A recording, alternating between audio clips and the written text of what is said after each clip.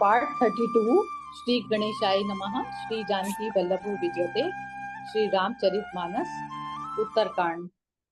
बूझौ तिनहि राम गुण गाहा, कहीं सुनाऊं हर्षित खगनाहा। सुनत फिरऊं हरि गुण अनुबादा, अव्यापत गति शंभु प्रसादा। हे गरुण जी, उनसे मैं श्री राम जी के गुणों की कथाएं पूछता, वे कहते और मैं हर्षित होकर सुनता। इस प्रकार मैं सदा सर्वदा श्री हरि के गुण अनुवाद सुनता फिरता। शिव जी की कृपा से मेरी सर्वत्र अबाधित गति थी। छूटी त्रिविध ईश ना गाड़ी, एक लाल सा उर अति बाड़ी। राम चरण बारिज जब देखऊं, तब निज जन्म सुफल करि लेखऊं।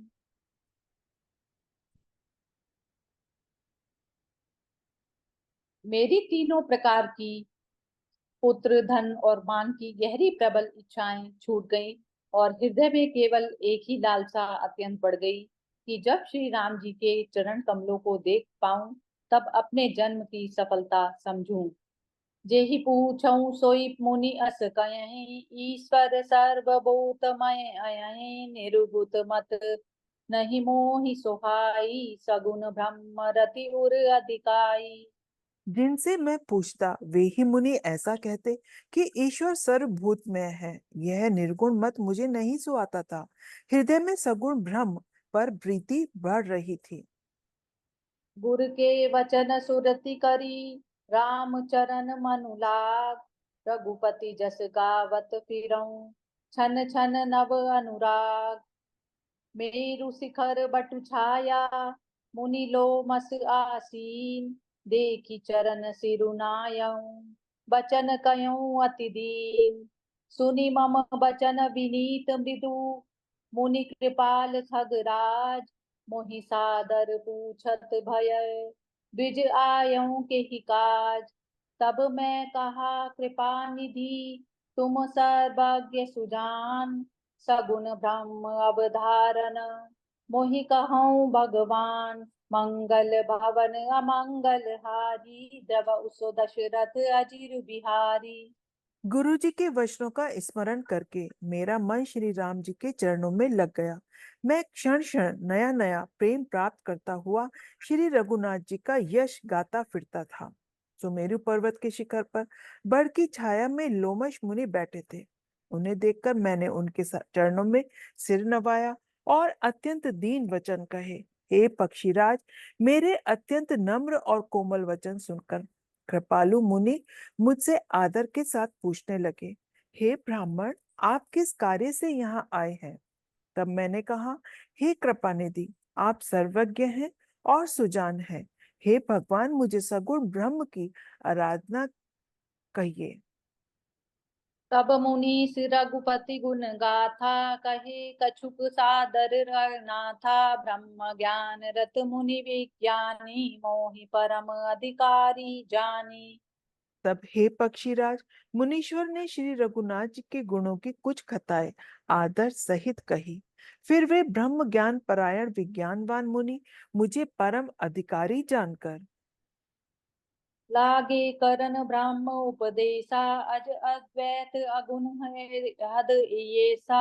अकल अनीहि अनाम अरूपा, अनुभव गम्य अखंड अनूपा। ब्रह्म का उपदेश करने लगे कि वह अजन्मा है, अद्वैत है, निर्गुण है और हृदय का स्वामी है। उसे कोई बुद्धि के द्वारा माप नहीं सकता। वह इच्छा रहित, नाम रहित, स्वरूप रहित, रूप रहित, अनुभव से जानने योग्य, अखंड और उपमा रहित है। मन गोतीत अमल अविनाशी, निर्विकार निरवधिक राशि। सोते ताहि तो ही नहीं भेदा, बारी बीचीब गावहीं बेदा। वह मन और इंद्रियों से परे, निर्मल, विनाश रहित, निर्विकार, सीमा रहित और सुख की राशि है। वेद ऐसा गाते हैं कि वही तू है। जल और लहर की भांति उसमें और तुझ में कोई भेद नहीं है। विविध भांति मोहि मुनि समुझावा, निर्गुण मत मम हृदय न आवा। पुनि मैं कयऊँ नाई पद सीसा, सगुन उपासन कहूँ मुनीसा। मुनि ने मुझे अनेकों प्रकार से समझाया, पर निर्गुण मत मेरे हृदय में नहीं बैठा। मैंने फिर मुनि के चरणों में सिर नवाकर कहा, हे मुनीश्वर, मुझे सगुण ब्रह्म की उपासना कहिए। राम भगति जल मम मन मीना, किमि बिल गाई पुनि मुनीस प्रवीणा। सोई उपदेश कहूँ करिदाया, निज नयनी देखऊँ रघुराया। मेरा मन राम भक्ति रूपी जल में मछली हो रहा है। हे चतुर मुनीश्वर, ऐसी दशा में वह उससे अलग कैसे हो सकता है? आप दया करके मुझे वही उपदेश कहिए जिससे मैं श्री रघुनाथ जी को अपनी आंखों से देख सकूं। भरी लोचन बिलो की अब देसा, तब सुनियो निर्गुण उपदेशा। मुनि पुनि कई करी कथा अनुपा, खंडी सगुन मत अगुण निरूपा। नेत्र भरकर श्री अयोध्या नाथ को देखकर तब निर्गुण का उपदेश सुनूंगा। मुनि ने फिर अनुपम हरि कथा कहकर सगुण मत का खंडन करके निर्गुण का निरूपण किया। तब मैं निर्गुण मत करी दूरी, सगुन निरूपण करी हठ भूरी। उत्तर प्रति उत्तर मैं कीना, मुनि तन भय क्रोध के चीना। तब मैं निर्गुण मत को हटाकर बहुत हट करके सगुण का निरूपण करने लगा। मैंने उत्तर प्रत्युत्तर किया, इससे मुनि के शरीर में क्रोध के चिन्ह उत्पन्न हो गए।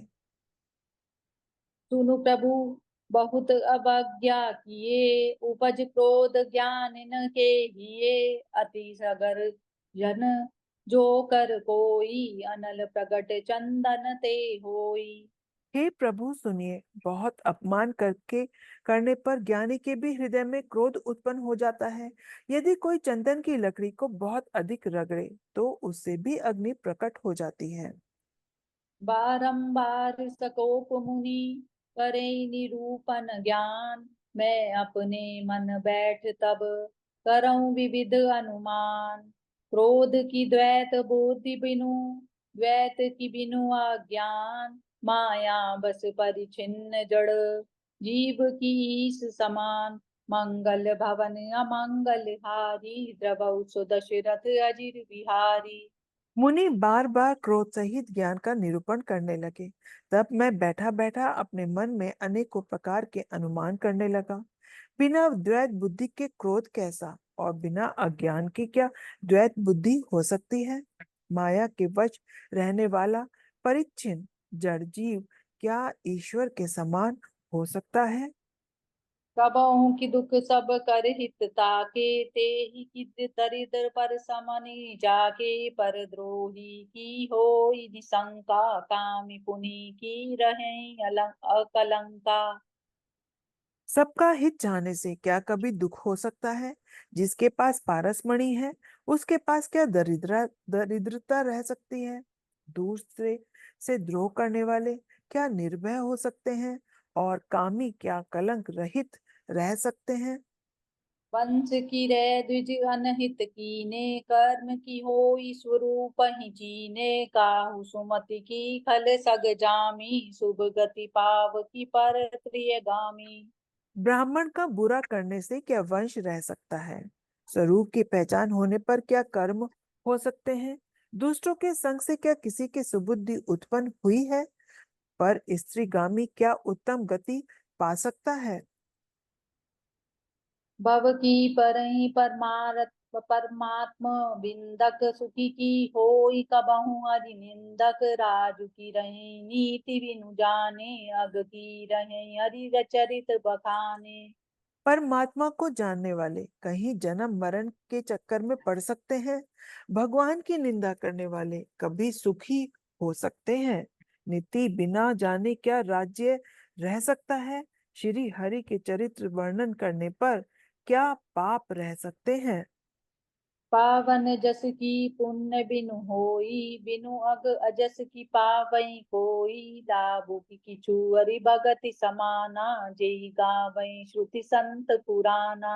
बिना पुण्य के क्या पवित्र यश प्राप्त हो सकता है? बिना पाप के भी क्या कोई अपयश पा सकता है? जिसकी महिमा वेद संत और पुराण गाते हैं। और उस हरि भक्ति के समान क्या कोई दूसरा लाभ भी है? हानि की जग एहि सम किछु पाई, भजई कि न राम ही नर तनु पाई। अग की पिसुनता सम कछु आना, धर्म की दया सरित हरि जाना। हे भाई, जगत में क्या इसके समान दूसरी भी कोई हानि है कि मनुष्य का शरीर पाकर भी श्री राम जी का भजन न किया जाए? चुगलखोरी के समान क्या कोई दूसरा पाप है? और हे गरुण जी, दया के समान क्या कोई दूसरा धर्म है? यही विधि अमित जुगति मन गुनयऊं, मुनि उपदेश न सादर सुनयूं। पुनि पुनि सगुन पक्ष में रोपा, तब मुनि बोलेऊं बचन सकोपा। इस प्रकार मैं अनगिनत युक्तियां मन में विचारता था और आदर के साथ मुनि का उपदेश नहीं सुनता था। जब मैंने बार बार सगुण का पक्ष स्थापित किया, तब मुनि क्रोध युक्त वचन बोले। मूढ़ परम सिख देव न मानसी, उत्तर प्रति उत्तर बहुआनसी। सत्य वचन विश्वास न करहीं, बाय शिव सब ही ते डरहीं। अरे मूड, मैं तुझे सर्वोत्तम शिक्षा देता हूँ, तो भी तू उसे नहीं मानता और बहुत से उत्तर प्रत्युत्तर लाकर रखता है। मेरे सत्य वचन पर विश्वास नहीं करता, कौए की भांति सभी से डरता है। सठ स्वपक्ष तव हृदय विशाला, सबदि होई पक्षी चंडाला। लीन श्राप में शीस चढ़ाई, नहीं कछु भय ना दीनता आई। अरे मोर, तेरे हृदय में अपने पक्ष का बड़ा भारी हठ है। अरे तू शीघ्र पक्षी कौवा हो जा। मैंने आनंद के साथ मुनि के शाप को सिर पर चढ़ा लिया। उससे मुझे ना कुछ भय हुआ, ना दीनता ही आई। तुरत भयऊ मैं काग तब, पुनि मुनि पद सिरुनाई। सुमरि राम रघुवंश मनि, हर्षित चलेऊ उड़ाई। उमाज राम चरण रत, विगत काम मद क्रोध। निज प्रभु मैं देखई जगत, केहि सन करहि विरोध। मंगल भवन अमंगल हारी, द्रवहु सो दशरथ अजिर बिहारी। तब मैं तुरंत ही कौवा हो गया। फिर मुनि के चरणों में सिर नवाकर और रघुकुल शिरोमणि श्री राम जी का स्मरण करके मैं हर्षित होकर उड़ चला। शिव जी कहते हैं, हे उमा, जो श्री राम जी के चरणों के प्रेमी हैं और काम, अभिमान तथा क्रोध से रहित हैं, वे जगत को अपने प्रभु से भरा हुआ देखते हैं, फिर वे किससे वैर करें? जय सिया राम। जय सिया राम।